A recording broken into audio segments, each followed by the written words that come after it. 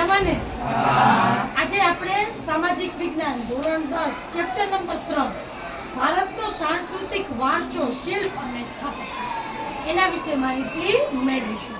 હવે બાળકો વારસામાં તો ઘણું બધું મળે છે. તમારા પપ્પા છે તમારા નામે કોઈ પ્રોપર્ટીઝ મૂકે છે તો એ શું કહેવાય? વારસો કહેવાય.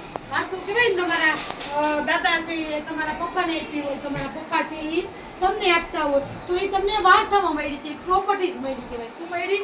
તમને તમારા નામે મકાન કરે, જમીન કરે, દુકાન કરે, બરોબર. પછી વારસામાં સારા ખરાબ લક્ષણો પણ મળતા હોય છે, સારા સંસ્કારો પણ વારસામાં મળે છે.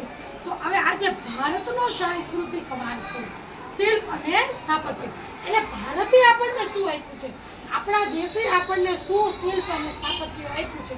હવે તમે જોવો છો આ વર્ષો જૂના મહેલો છે બધાય, 500 વર્ષ જૂના, 600 વર્ષ જૂના. તમે કે હું કોઈ આપણે બનાવવા ગયા છીએ?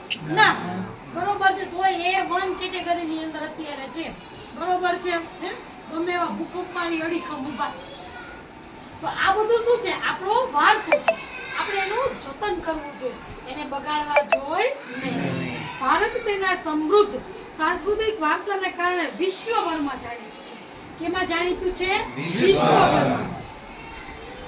શિલ્પ અને સ્થાપત્યની વિવિધતાને ભારતનો ઇતિહાસ નવી ઓળખ આપે છે. શું આપે છે?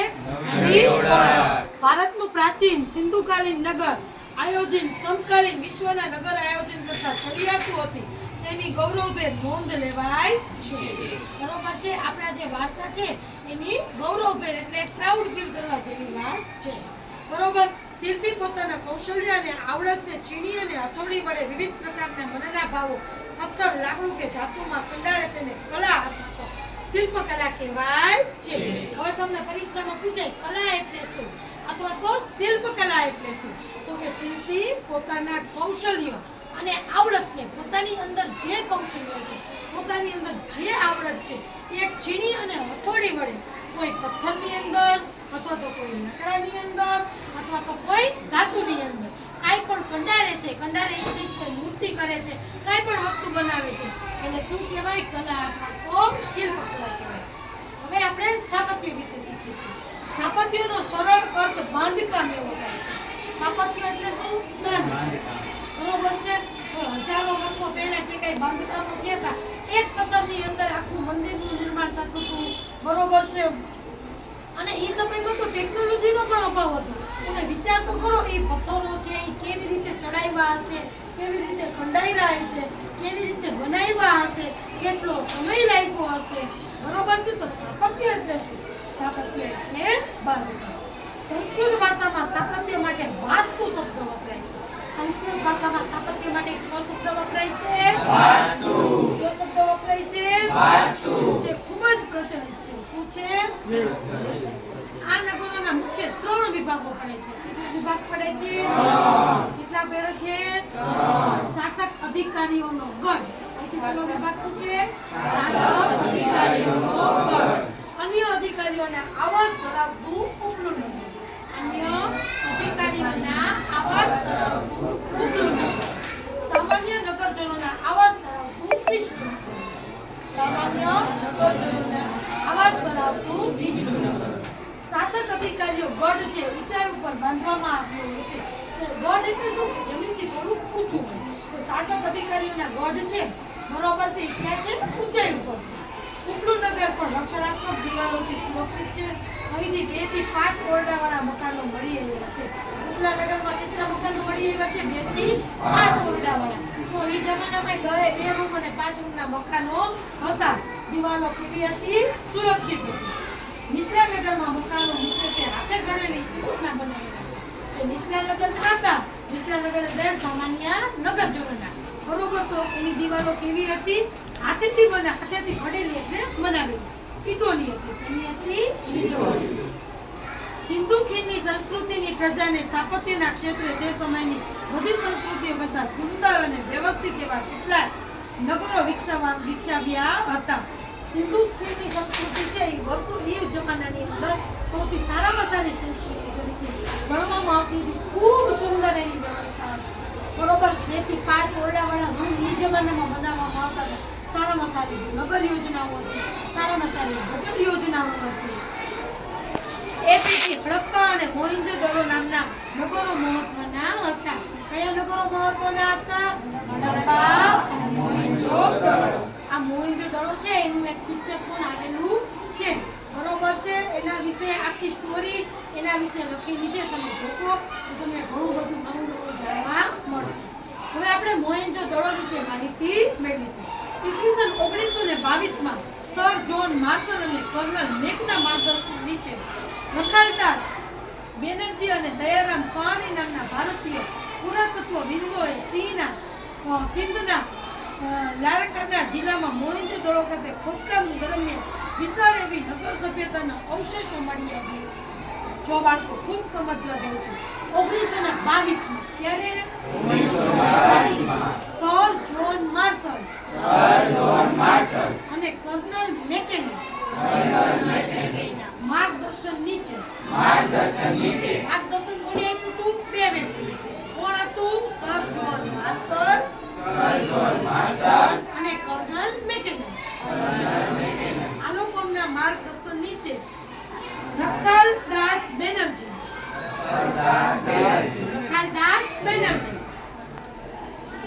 અને દયારામ સાહની આપણા ભારતીય પુરાતત્વવિદો હતા.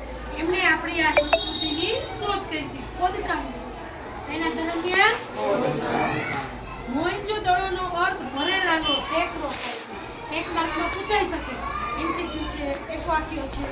બરોબર છે. મોહેંજો-દડોનો અર્થ શું થાય? મોહેંજો-દડોનો અર્થ શું થાય? હવે આપણે નગર રચના વિશે માહિતી મેળવીશું. મોહેંજો-દડો નગર આયોજનની દ્રષ્ટિએ શ્રેષ્ઠ હતું. આયોજનની દ્રષ્ટિએ કેવું હતું? બરોબર છે. મકાનો પૂર અને ભેજથી બચવા ઊંચી પીઠિકા ઉપર બાંધવામાં આવ્યા હતા. પૂર આવે તો મકાનને કાંઈ ન થાય, મકાનને ભેજ ન લાગે એટલે ઊંચાઈ ઉપર બાંધવામાં આવે. શ્રીમંતોના મકાનો 2 માળના હતા. ઇટ મીન્સ જે પૈસાદાર લોકો છે એના મકાનો કેટલા માળના હતા? 2. જમાનામાં. બરોબર છે. બરોબર. અને 5 કે 7 ઓરડાવાળા હતા. ઓરડા કેટલા હતા? 5 કે 7. It means room. સામાન્ય વર્ગના લોકોના મકાનો 1 માળ અને 2 કે 3 ઓરડાવાળા હતા. સમગ્ર નગરની ફરતે દિવાલની રચના કરવામાં આવી હતી. નગરની ફરતે શેની રચના કરવામાં આવી હતી? મકાનના દરવાજા જાહેર રસ્તાને બદલે અંદર ગલીમાં પડતા હતા. ક્યાં પડતા હતા? અહીં દરેક મકાનમાં કોઠા, રસોડું, સ્નાનાગૃહ અવશેષો મળ્યા છે. હવા ઉજાસ માટે બારી બારણાની વ્યવસ્થા હતી. એ જમાનામાં પણ કોઠા એટલે વધારાનો સ્ટોર રૂમ. બરોબર છે. વધારાની વસ્તુ મૂકવા માટેનો સ્ટોર. પછી રસોડું, કિચન આપણું, સ્નાનાગૃહ આપણું, બાથરૂમ. એ જમાનામાં પણ આટલી સરસ સુવિધાઓ હતી અને હવા ઉજાસ માટે બારી બારણાની વ્યવસ્થા કરવામાં આવી હતી. બરોબર છે બાળકો?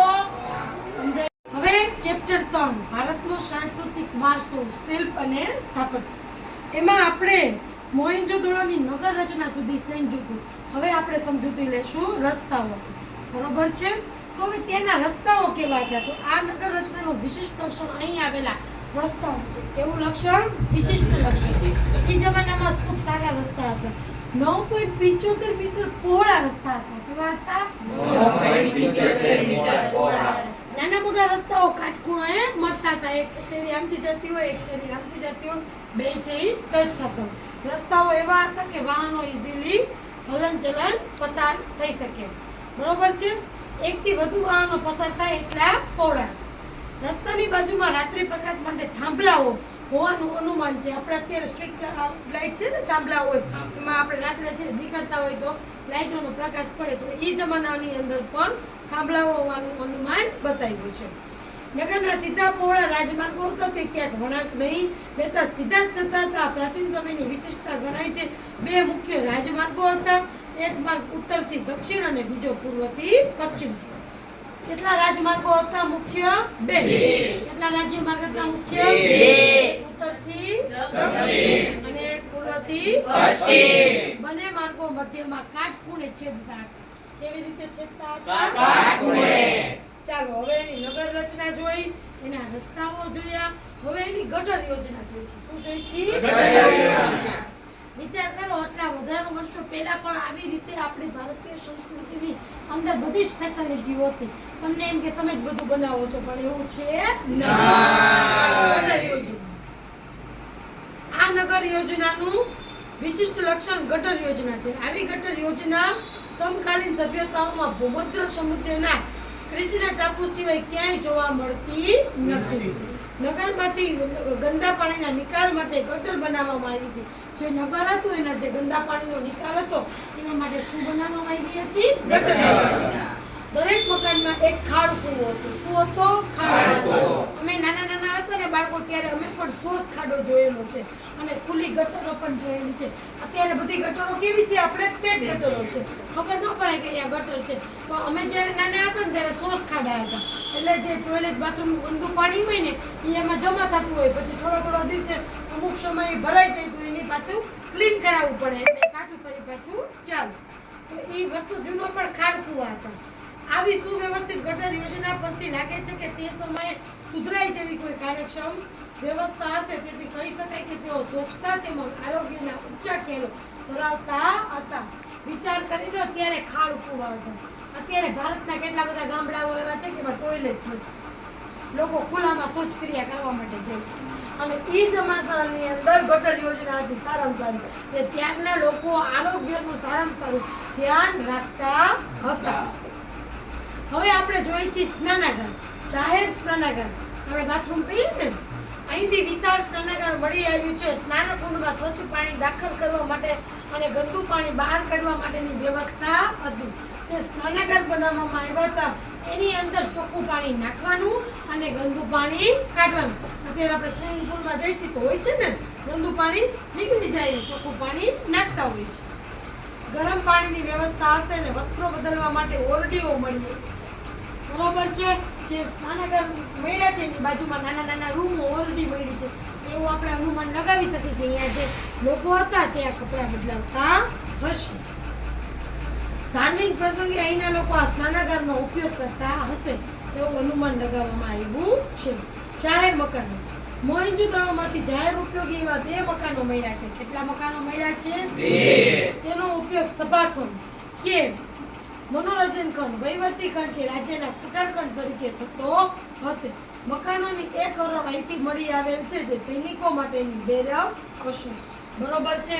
ચાલો આપણે શેની માહિતી મેળવી? મોહેંજો-દડો. શેની માહિતી મેળવી? મોહેંજો-દડો. સૌથી પહેલા શું શીખ્યા? નગર રચના. સૌથી પહેલા નગર રચના. બીજા નંબર ઉપર રસ્તાઓ. બીજા નંબર ઉપર રસ્તાઓ. ત્રીજા નંબર ઉપર ગટર યોજના. ત્રીજા નંબર ઉપર ગટર યોજના. ચોથા નંબર ઉપર જાહેર સ્નાનાગાર. અને 5મા નંબર ઉપર જાહેર મકાન. મોહેંજો-દડોમાં કેટલી વિશેષતા હતી? 5.